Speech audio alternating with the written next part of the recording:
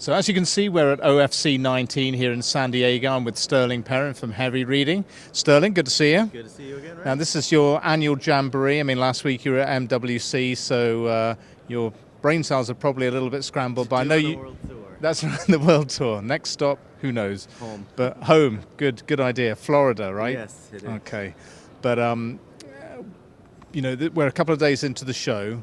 What are you seeing as the key trends? What are people talking about? What are the big conversation topics? Yeah, I guess there's probably two to three big ones. One of them is a continuation of the MWC discussion, right? We talk about, at least in the circles I was in, talking about 5G transport.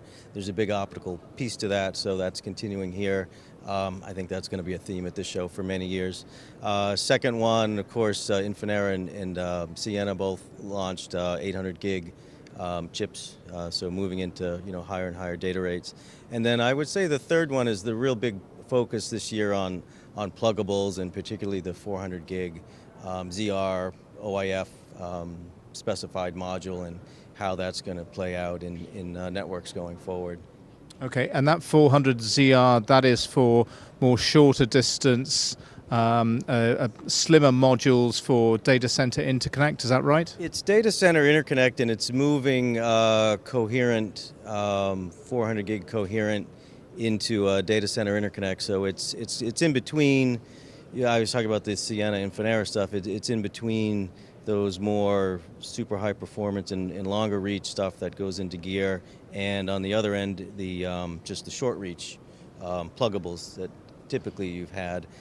At 400 gig, and in this module there's an opportunity to plug these right into the routers, really. So IP over DWDM, which we've probably talked about at OFC 2001.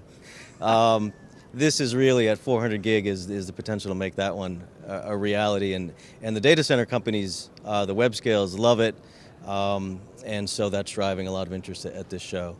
Okay, well I know the copy desk at Light Reading is going to be absolutely pumped to know that IP over DWM is coming right back. Yeah. You can reference a lot of old articles when you write these up. Right, absolutely.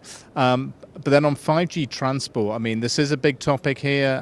Not so much MWC because it's not sexy enough. Mm-hmm. But I mean, we're only at the start of the conversation there, right? Because like even if you just look at front haul, you can talk to 4 different companies and get 4 different ideas about the only way to go on front haul, right? It continues to be, as like 3 years ago, if you look back at MWC, it seemed like everything was going to be WDM fiber. And then that at least the optics companies, that fell apart quickly. And then ever since, I'd say 2016 or 2017 on, the options have proliferated. So every year there's more and more options, which is telling me the problem's not solved. Everybody's just throwing more stuff at the problem. So at some point, there's clearly going to be a mix of technology options, but it's got to be more limited to the ever expanding number we're seeing today. But that said, it's kind of funny to see an undercurrent of maybe the vendors trying to position everything as problem solved, when I think we're still at the very beginning of this. How do you do transport for 5G topic? Absolutely, and obviously once the operators get to the point of actually deploying some of these optical capabilities in their front haul, or going for some kind of next-gen microwave option, which would throw a spanner in the loop, yep. And if we get some crazy going where we can do it over copper, then who knows? Whatever it works, I think the operators are going to go for, which is, it's not always going to be, certainly not always going to be WDM wavelength. Just fiber itself connecting in cheaply is an option for many of these things, which is not, the equipment guys are probably not thrilled at that because they want to sell a lot of wavelengths, not pluggable little modules that go in. So yeah, there's a lot, I think, still to be solved on the transport. The other thing is interesting.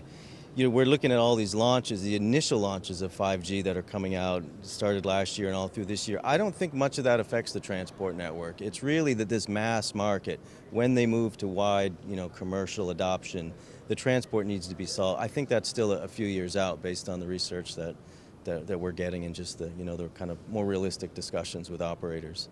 Okay. That's great. That means we can come back next year and have the exact same discussion in front of a sign that says OFC20. And some IP over DWDM to add to the mix. Back in time. Excellent. All right, Sterling, great. Good to catch up, and enjoy the rest of the show. Thank you, Ray. Bye.